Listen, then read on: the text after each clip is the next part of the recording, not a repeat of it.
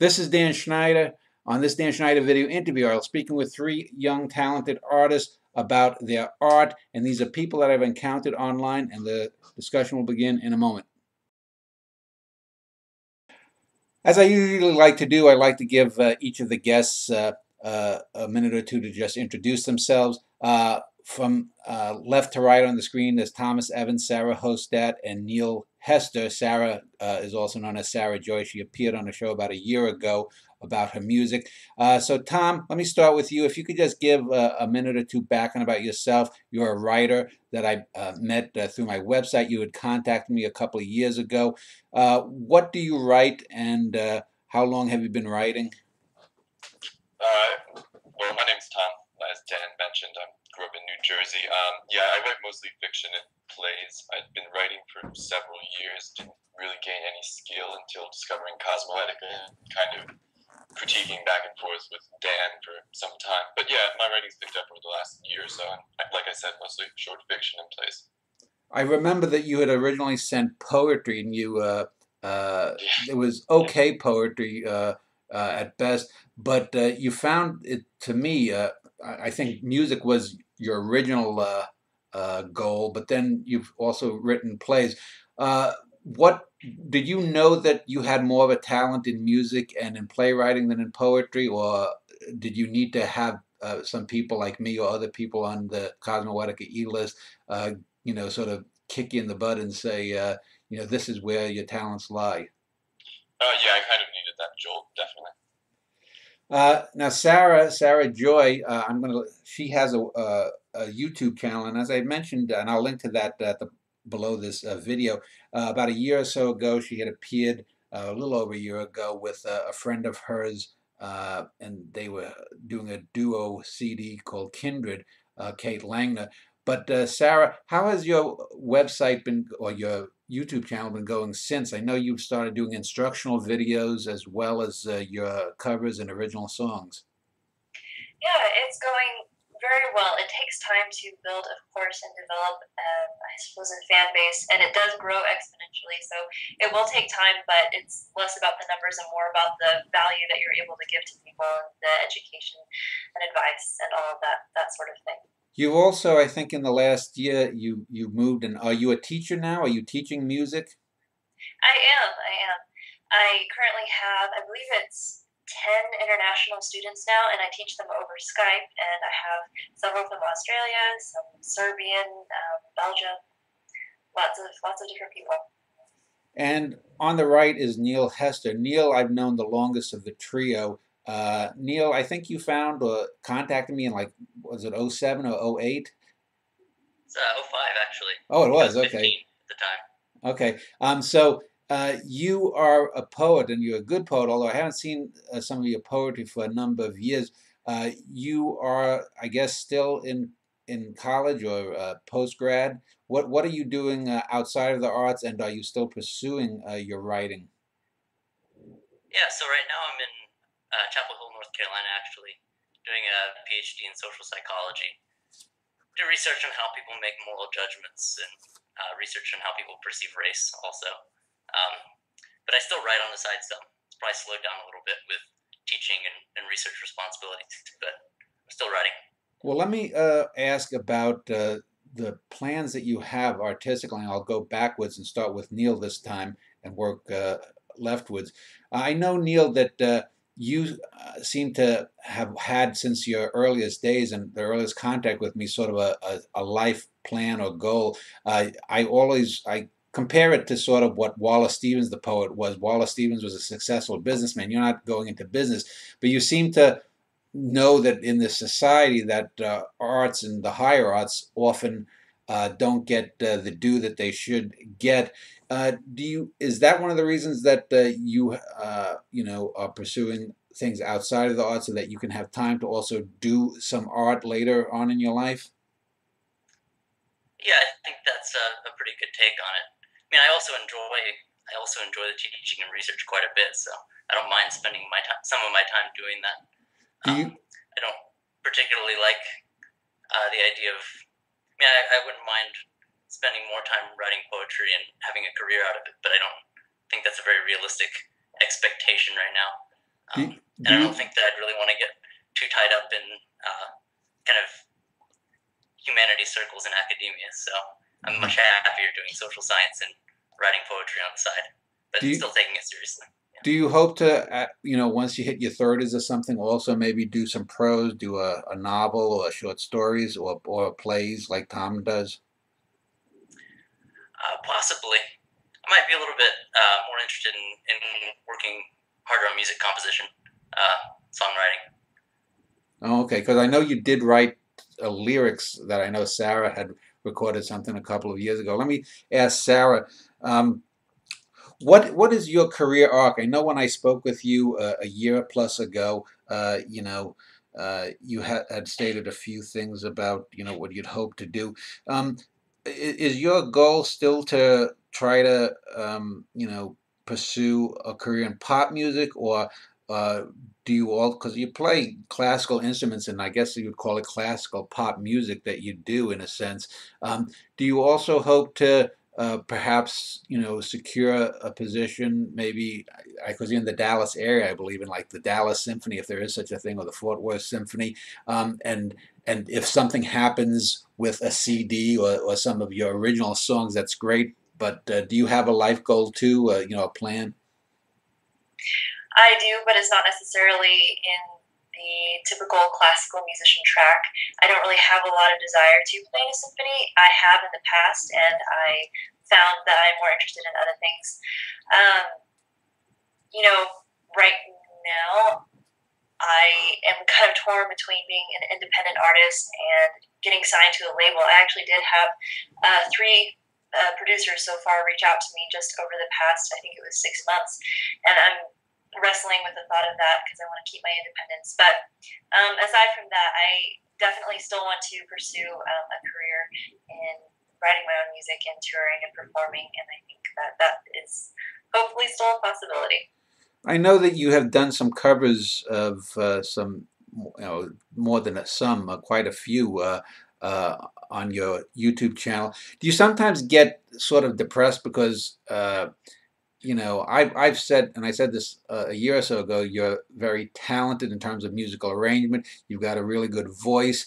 That when you see what actually sells these days, or I guess gets downloaded, the top stuff on iTunes, do you ever get depressed because so much of it is just so banal?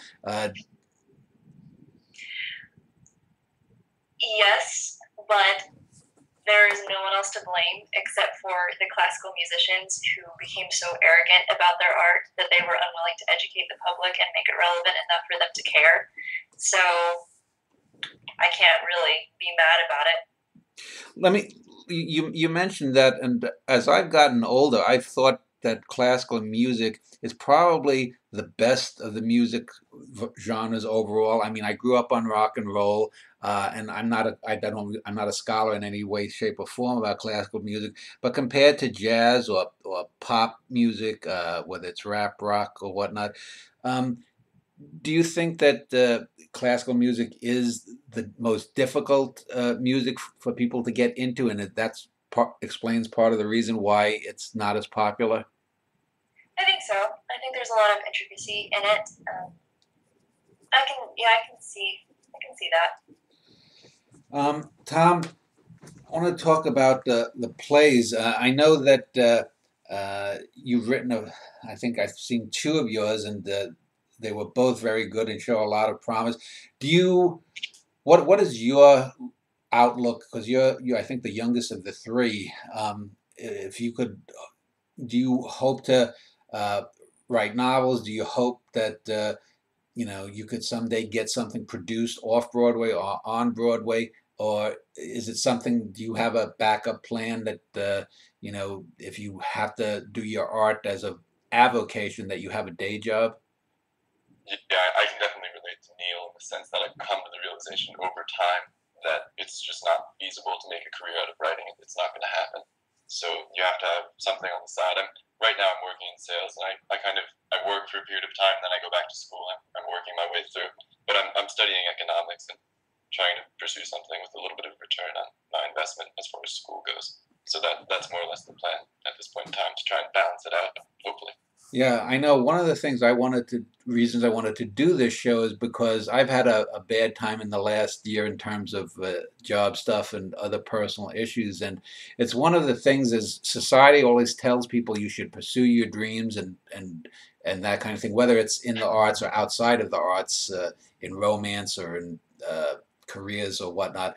But I know one of the things that I wish that I had done when I was younger was maybe maybe have diversified some of my pursuits a little bit more. Um, Things come up unexpectedly. Illnesses, you get married, or you get fall in love, get married. Well, e- either way, either direction. Um, and a lot of times I've known people as they've gotten older, when they're 20 or 25, they're into poetry. They go to poetry groups, or they will be taking dance classes, or they'll take acting classes. Um, do you all three of you? And I'll start with Tom and go work that direction over. Do you think that this is going to be a life pursuit? Is it the art that you do? Is it something that you feel is imminent in you and that you have to do? I'll start with you, Tom, because you do music as well. I know. Yeah, I certainly hope it's going to be a lifelong pursuit, and I certainly at times feel that it's something innate that has to be done.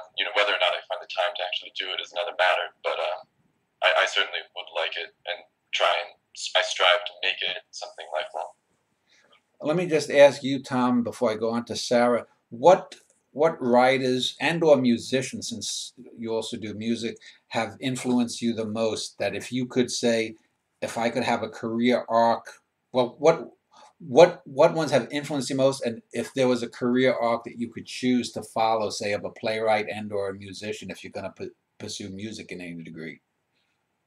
As far as writing goes, I think if there was a writer whose career arc I could match or replicate, it would probably be maybe somebody like Irwin Shaw, who continually produced great short stories over the course of his life. But definitely the career arc of somebody who doesn't deteriorate with age. As far as music goes, influences would be mostly stuff like Leo Kottke or Michael Hedges, those sorts of things, and writing O'Neill and Shaw and Vonnegut primarily. How about you, Sarah? I think I might have asked a similar version of that question a year ago, but if you could, pick someone either in classical or in pop music, what career arc, what person's career arc would you like, and also what have been some of your influences, not only from classical but from pop music as well? Right. In terms of someone's career arc, a lot of the people that I like are still alive and going strong, so I'm not sure about that. But I know that in terms of, I guess, a classical example, maybe it sounds so cliche, but Bach. I love the life of Bach, and that's, but I love his longevity and just constantly producing. Even if he wasn't the most popular artist at the time, he still was very excellent in everything that he did. He was a very proficient, prolific writer. So I like to look at his example. In terms of influences on music, I would have to say the same thing that I said a year ago. It would be Imogen Heap, Norah Jones. Recently, I really like 21 Pilots a lot. But I don't know. I don't listen to a whole lot of pop music, but those are kind of my, I guess, pop music influences. And Neil, how about you? What poets have influenced you the most? And is there any? I mentioned like Wallace. You seem to have a very pragmatic Wallace Stevens approach to art. What poets have influenced you, and what writers in general? If you could emulate a career arc, would you choose? Career arc wise, I probably would have said Stevens, whether you said it or not. Thomas, hold on, Tom. It looks like okay. Continue, Neil. We just looked like we lost Tom for a minute. Yeah. I'm back. Okay. Sorry. Turn on your video again. Okay, here goes. Go ahead, Neil. Yeah, but yeah, in terms of career arc, I like that Wallace Stevens. He didn't he had a really interesting inner life, even though that wasn't something that was necessarily apparent from the kind of career he had. I wouldn't mind it being a little bit more apparent that I am writing, but even stylistically, I'm not really similar to Stevens, but in terms of career arc, I like the idea of continuing to write throughout my life at a relatively high level, but also having a career match. Stylistically and in terms of influences, poetry-wise, I really picked up a lot from the kind of playfulness with language that you see with writers like Lewis Carroll or William Blake.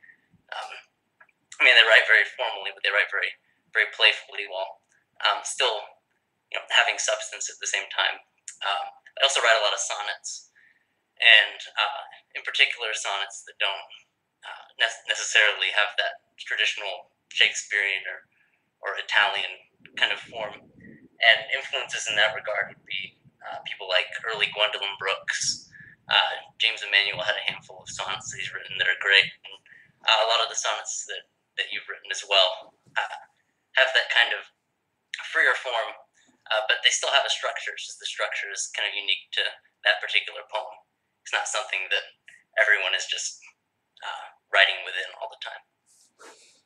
I want to ask you, Neil, to start this next question, because I know a little bit about Sarah and Tom's background. Let me ask about your background. Did you have, or do you have artistic parents? Do you have any siblings that are into the arts, or any cousins or whatnot? Is it a family that's supportive of your pursuit of art, even if it's not, something that you could make money out of? What is your background in terms of, the relatives and art? Yeah, so my mom lived in the Philippines, and her dad is the dean of music at the University of Manila. So he's a composer and a pianist. So your grandfather, really good pianist. Your grandfather then? Yeah, my grandfather, my mom's side. And my mom got musical training in the Philippines and then moved here when she was 24, got a master's in vocal performance, focused on opera, and met my dad in the music department. My dad plays the piano, and they met in a music theory class, actually. Of course, my dad ended up doing engineering instead, but he was studying piano at the time. But that's most of the background in my family in terms of art. Sarah, if you could just refresh me. I know that your father, I believe, was a musician, and I know I've seen some of your Facebook posts about your brother. Is he also a musician? He is. He's a self-taught pianist, and he is very, very talented. And your father, what was his musical background? Was he in some local band or? No, my father, he's a violinist. He went to Juilliard for violin, and he also went to Eastman. And both of my grandparents went to Eastman, as well as my great-grandmother. She also went to Eastman. Was that your maternal? Is it on both sides or just the? My dad's side. My mom is also a musician, but my dad's side those are the Eastman people. And as far as your growing up, obviously you would have been encouraged in your musical pursuits. Well, how would I phrase this? At what age, I guess, were you one of those what they called Mozart babies, where you were, your parents were having you listening to music, when you're in womb, or was it something that they were like, well, if she wants to be a nurse, that's fine, but then at 4 or 5 or earlier you showed an aptitude, and they were like, aha. Well, let's see. I don't know if this counts, but I started learning piano at age 3, and then they gave me a little tiny cello when I was 5. And they gave you a what? A tiny cello. Well, no. Oh, wait. Hold on. I forgot the tiny violin. They gave me the violin. And this violin. Look, I have it here. They gave me this violin when I was 3, and they gave me my cello when I was 5. And then I practiced diligently every day until I was ready to go to college. And then I practiced more. Now, Tom, your father, I know, was also a musician. Maybe I got him mixed up with Sarah's. Was your father in some local band, and was your mother also, or any other relatives, extended relatives, into music or any other of the arts?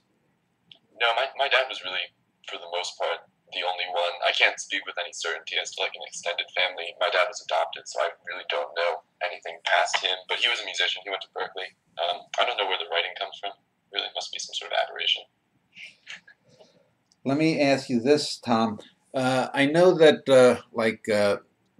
you've been busy the last few months. I haven't seen much of you on the Cosmoetica E-list.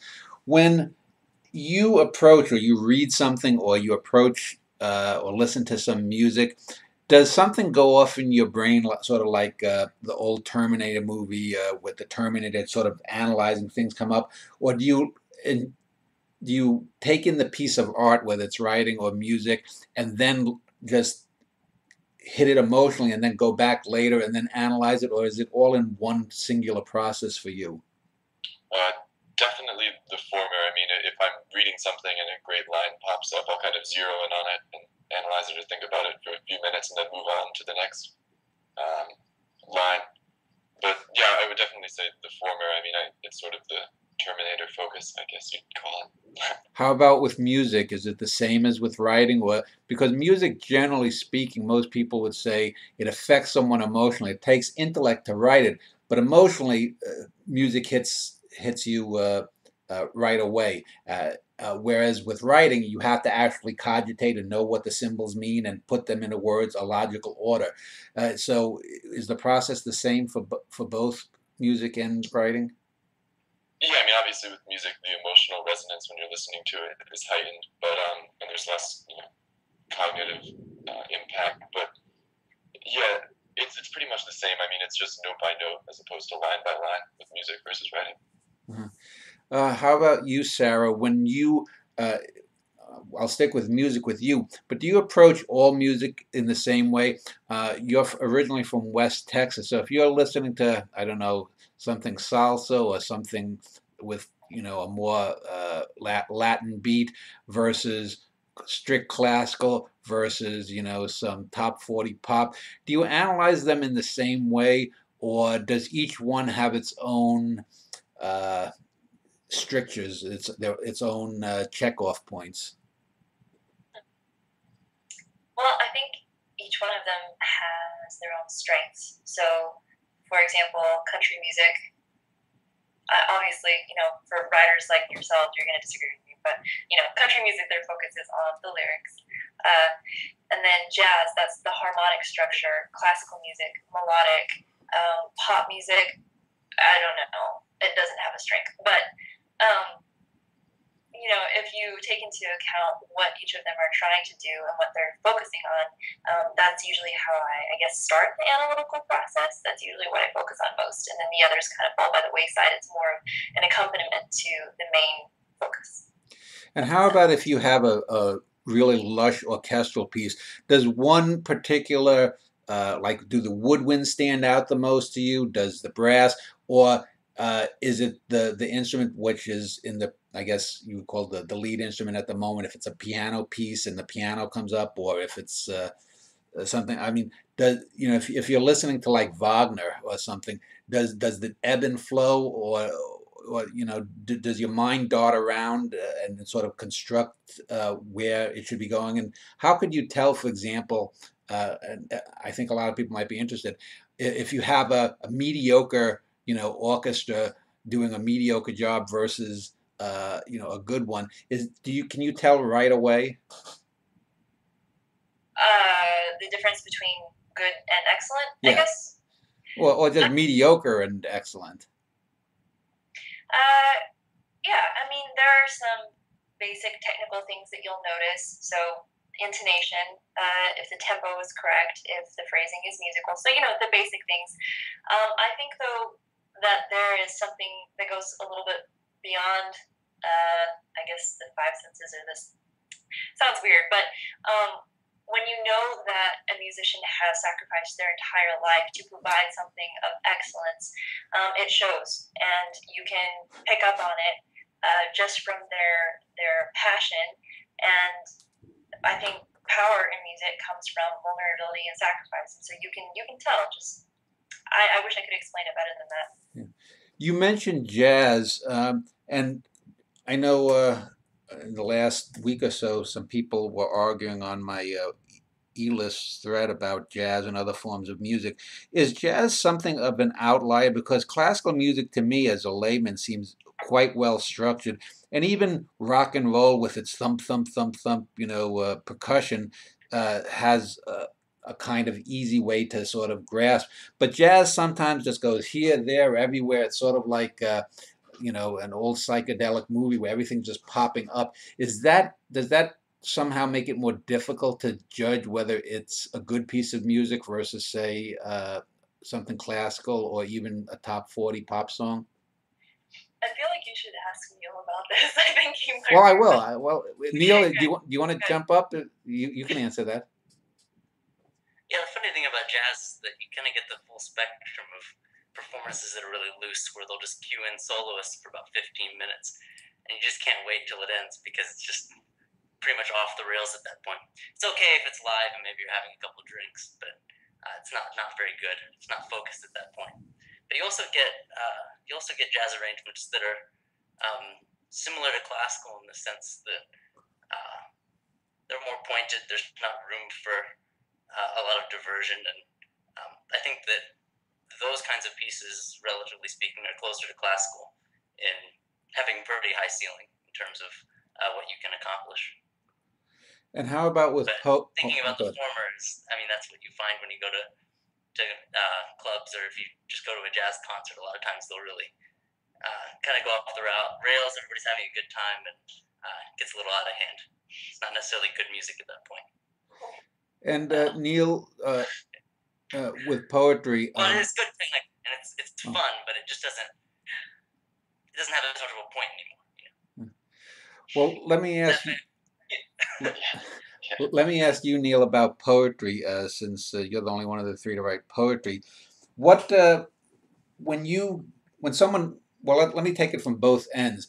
When you give a poem to someone and ask for feedback on it, do you say that, well, this line is weak, or that introduction is weak, or the enjambment is weak, or do you sometimes get knocked off the loop? I mean, do you have a sense of where a poem is when you give it to someone for some feedback? Occasionally, I'll have a section that I know needs work, and I'll usually ask for it if that section's just not working out. A lot of times I try to get it as close to complete as possible, and I figure there might be a couple blind spots where I can't see where the weaknesses are. Maybe I'm just I know the poem too well, and I'm filling in the gaps where there's things are not quite connecting, and in that case I don't know. And that's where the feedback, I think, is especially helpful. And if you reverse that, if you look at someone's poems, or any piece of writing, in fact, but let's stick with poetry since that's probably more complex in terms of a line by line thing. If let's say someone at in one of your classes, found out you were a poet, and they said, "Could you look at some of my poems?" What things would you look for initially when you're reading? Would it be one of those things where you would read it through and feel what you get intuitively, or would you sort of just have that sort of diagnostic doctor attending the patient kind of thing? Oh, probably pretty diagnostic. It's hard not to. It's hard not to pick up on things like music, whether or not they're falling back on cliches, what the line breaks are like. So it would probably end up being diagnostic, even if I tried not to. Tom, let me ask you then, because I've often tried to stress with young artists, especially, the difference between what they like, what they moves them just emotionally versus quality.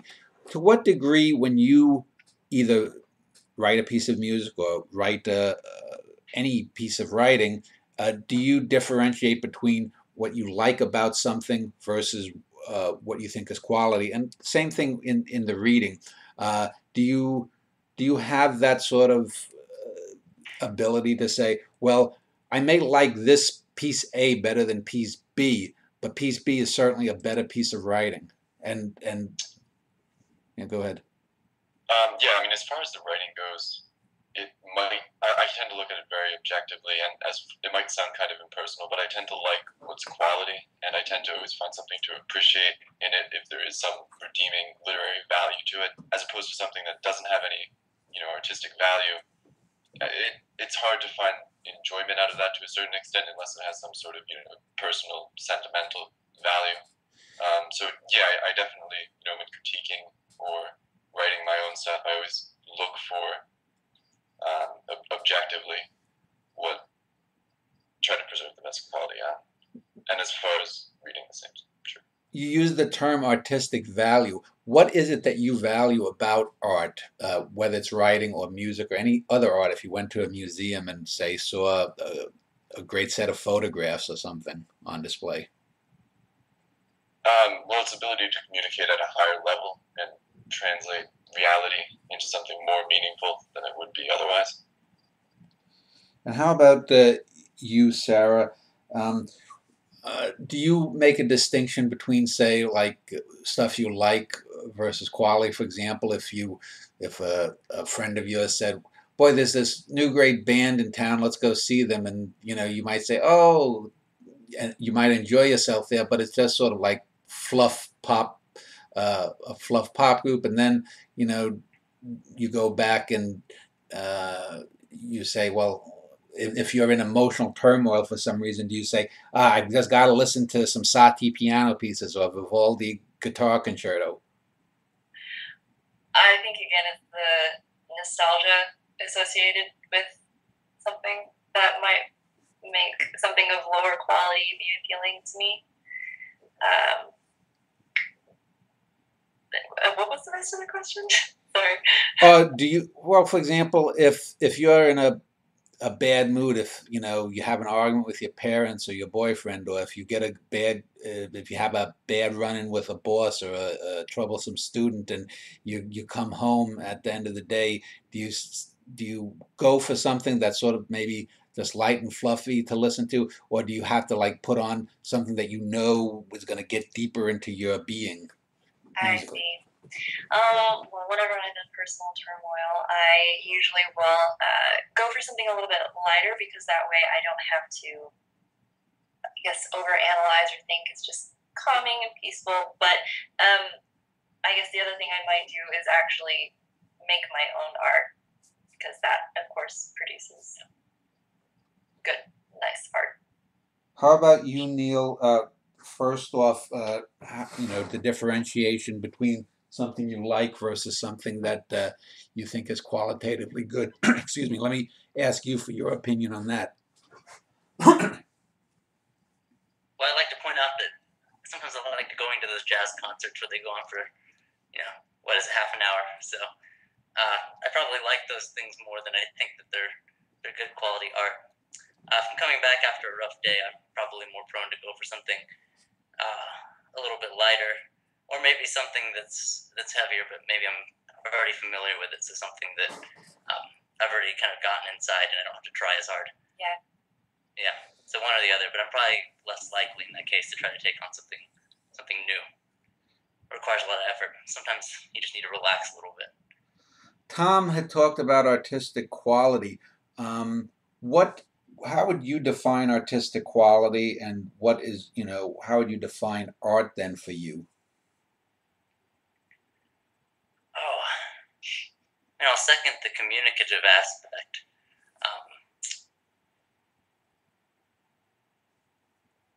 A lot of times art kind of focuses in on a particular experience or a particular moment. And at one level, the way that experience or moment is expressed is kind of nice in its own right, but it becomes art when that experience or moment kind of gets at something deeper, something a little bit more universal.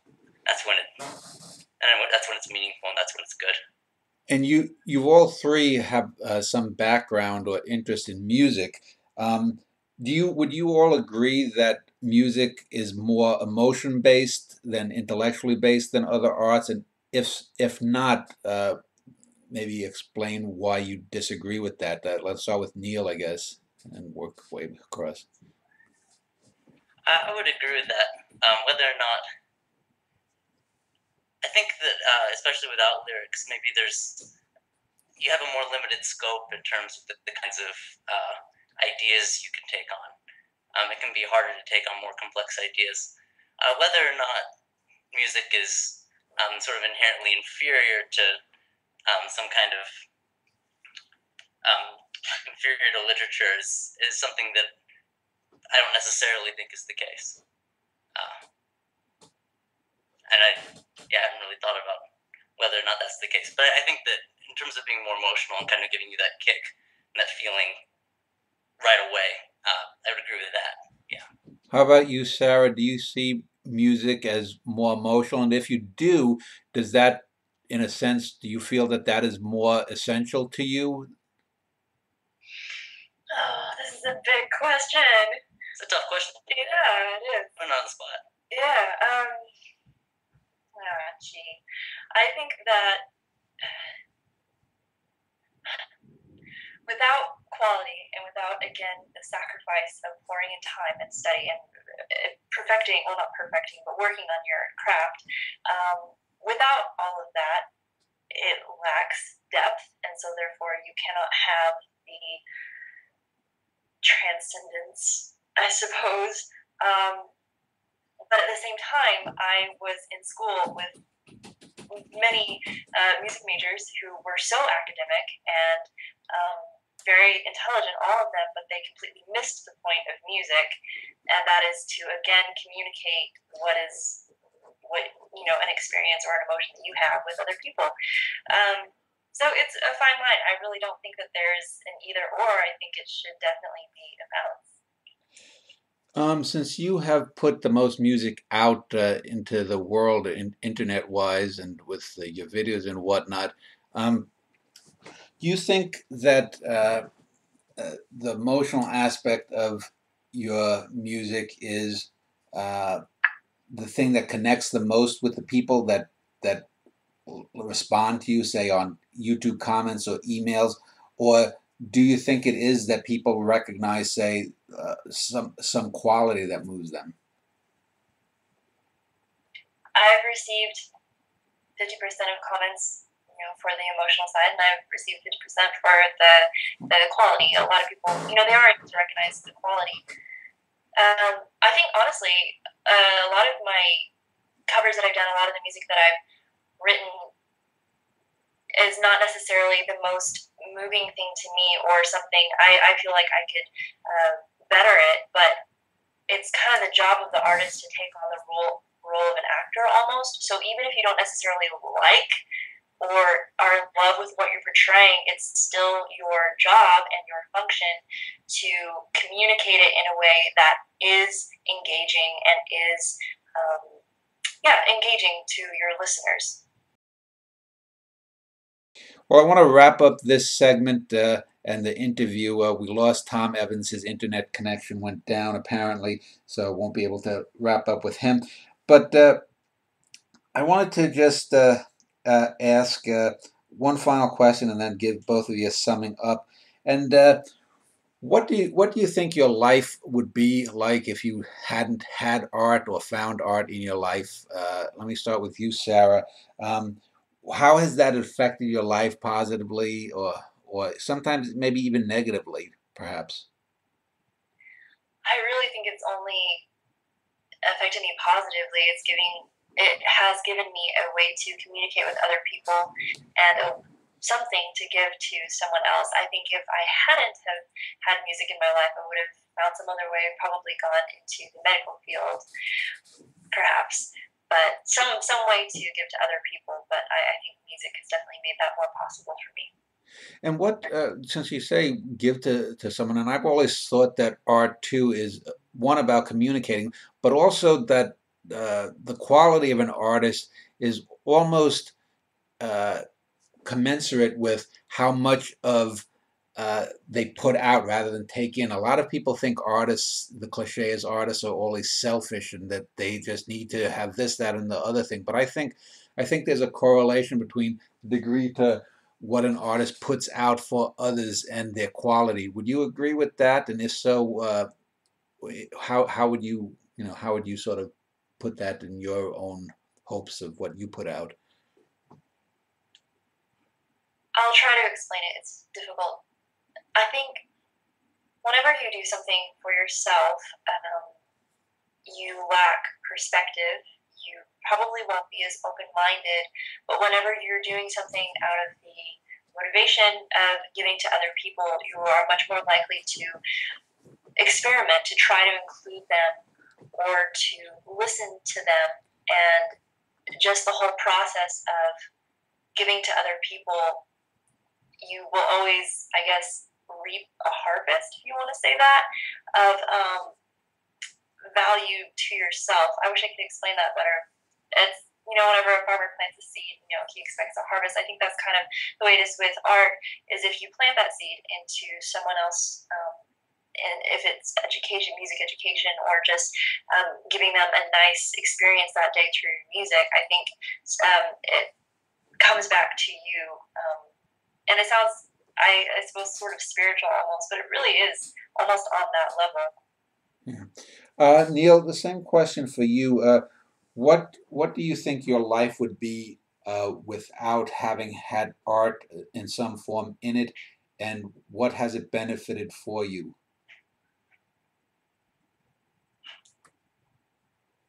Did we lose Neil too? No. No, I'm here. Oh, okay, good. I'm thinking. Sorry. That's fine.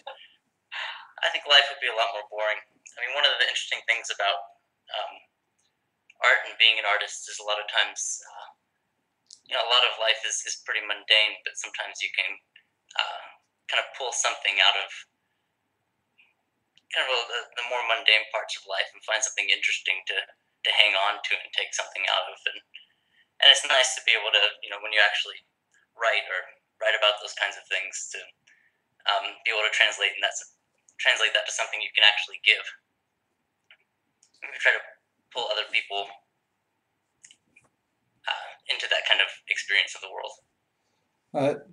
Neil, you had mentioned James Emanuel, and I know just in the last few weeks I had found out that apparently he never wrote a will. And James Emanuel, for those who don't know, is a poet that for the life of my Cosmoetica website, I've written a number of pieces and done a few shows and made some poem videos of some of his poems. And he, Tom just came back. Okay. Sorry. Okay. Well, I was just asking Neil a question. I'll get to you in a minute then. So my question regarding James Emanuel was, do you ever sort of get kind of frustrated that someone like James, who you said earlier was a great poet, that he doesn't sort of get his due? And what do you think that says about society right now in this day and age? I think it's a real shame that poets or artists like him of that quality, I mean, they've in a sense done their part. They've put out so much good work, but people aren't reading it because they haven't gotten the exposures necessary. The reason for that, I just don't necessarily think that. I think that the quality of the work you do is definitely a factor in whether or not you kind of reach the point where you get a lot of distribution exposure, but it's not nearly as much of a factor as it should be. There's a lot of even in the sciences, like social sciences, there's quite a bit of politics and networking that goes into things like publishing journal articles, and it's kind of a shame because you wish the quality of the work would just speak for itself, and that's what would decide who reads what, but it's not. And I get the sense that with publishing poetry, it's even worse. There's a lot of networking and politics, and that's to the detriment of readers, people. Yeah. Let me ask the question that I asked both Sarah and Neil to Tom, and then I'll close the interview with all three of you, going from Tom, Sarah, and Neil, just in case Tom's internet gives out again. I had asked Tom what would you do if you didn't have art in your life, and what does art mean to you? On a personal level, not what it is, but what does it mean to you?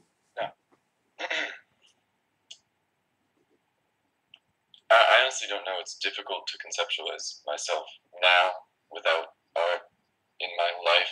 I don't know. I feel like it's been a very integral part of, I guess, my progress up to this point as a person. So it's really difficult to say what I do, but I probably do something involving communication with people on some level, if not art.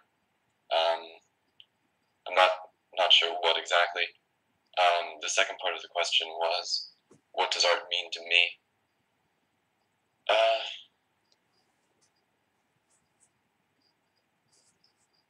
I guess it's in a lot of ways, for me, it's a deeper way of relating to the world and other people in general. When you read a great work of art, you can get and gain an understanding of the person who wrote it at a much deeper level. So you can gain an understanding of characters and people in a much deeper way than you can just by talking and interacting with them regularly. That's one of the big parts. So yeah, it's I guess a deeper way of relating with the world. And I want to just give you each just a minute or two to sum up some of your thoughts. So let me just begin with you, Tom. Where do you hope to go? I mean, I asked this a little bit earlier, but in general, as you progress as an artist, hopefully, do you have an end goal in sight, or is it one of those things where you just hope to go up the next step and the next step? And do you hope that society somehow gets better? Because it seems to me, and I've said this many times, that the last few decades, art seems to be diminished in favor of celebrity and sort of just this sort of, I don't know, cheap pat on the backs that people give each other rather than trying to do something of any permanent lasting value. So just if you have any comments on anything I just said there to close the show.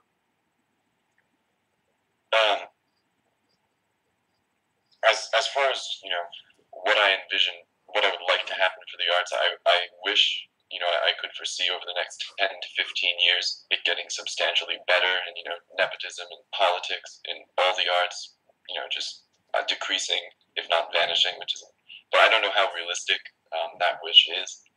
I think it might take a little longer, maybe a decade or two, but I do think that eventually that sort of vapidity and superficiality will diminish greatly, and I think that quality and things of lasting meaning and value will eventually come back to be of paramount importance and be the way that they were valued in society. Go ahead. Oh yeah, and personally, I'd like to write at least one great work of literature. That's the paramount goal, just one. Sarah, how about you? Are you optimistic about? Forget about your own future because you've talked about you. Do you think that music? Are you optimistic that music? Well, do you agree with what I said that music is sort of in a down sweep and a gully? And do you look forward to as you age and get out into the mid-century that music has a brighter future? Absolutely, because I think with the rise and expansion of the internet, we have Spotify, we have YouTube, we have SoundCloud, Reverb Nation, all these platforms for musicians to put their art out for people to see. And so because of that, the music market is flooded with people, and because there are so many, you are going to have to be incredibly skilled to rise out of that muck, not in a negative way, but anyways, but I think that it's really going to get rid of the lesser musicians and really bring those who have spent time developing their art, and I think that's going to bring them up and higher. Hopefully. But is that something that you think is going to happen right away, or it'll take 20 or 30 years to sort out? Because someone who becomes an overnight, internet sensation now, 2 years from now is going to be gone. Whereas someone who is actually doing something of depth may not get, 5-10 million downloads, might only get, 5,000 downloads over 2 years, but 20 or 30 years from now may have more influence and more lasting impact. Absolutely. It's like at the beginning of this, whenever you asked me who my inspiration was, it's Bach. Bach was not that well known during his time, but his work was of such excellence that it did last, and now it's the foundation for almost all of the music that we listen to today. Mm-hmm. And let me ask Neil to end the interview. What are your thoughts on the future of poetry specifically, but also art in general? Are you optimistic that when you're 50 or 75, that the culture that we live in, not just American culture, but generally as the world gets more global, that global culture will somehow be less turned in for me, what I want now, and more for what's good for the general public, the masses? I'm not sure whether I'm especially optimistic or pessimistic, but I think it's definitely possible that you'll have a generation come through that rejects the kind of culture we have with celebrities and people going viral and people patting themselves on the back. I mean, I think it's possible that you could see a generational movement that kind of rejects that and gets back to appreciating poetry more and literature more. I wanted to kind of go back to something that you and Sarah were talking about with, what remains 20 or 30 years later. I did this thing a couple weeks ago where I went back to bestseller lists from like the 1900s, 1910s. You don't recognize 98% of those books. Yeah. There's a few that stand out that are classics, that stuck around, but a lot of them you don't even remember. So I guess in terms of personal hopes, I hope some of my work is read 100 years from now. Yeah, I remember years ago when I'd go trolling through bookstores, you'd see books from like 1898 or something, and these books are just withering on the shelves. But these were people that, if you look up now with the internet, you can see that these were big name writers back in the 1880s, 1890s, 1900s. But no one remembers them the way they remember an Ambrose Bierce or some writer quality. Well, I want to thank all three, Neil, Sarah, and Tom, for spending some time. It looks like we had some Skype issues, but I think we got enough to have people think about it, and I want to wish all of them good luck in the future. Sarah, though, does have a link, and I'll have it linked below. Sarah Joy Music, or it's listed as Sarah Joy Recordings as well on YouTube, her YouTube channel, so you can check out some of her music. Neil's poems, he's got I think a few poems on Cosmoetica, and I don't know if Tom, have I ever put anything of yours up on Cosmoetica? I think you've just written prose. So private stock. Yeah. All right. Yeah. All right. Well, thanks to all three of you.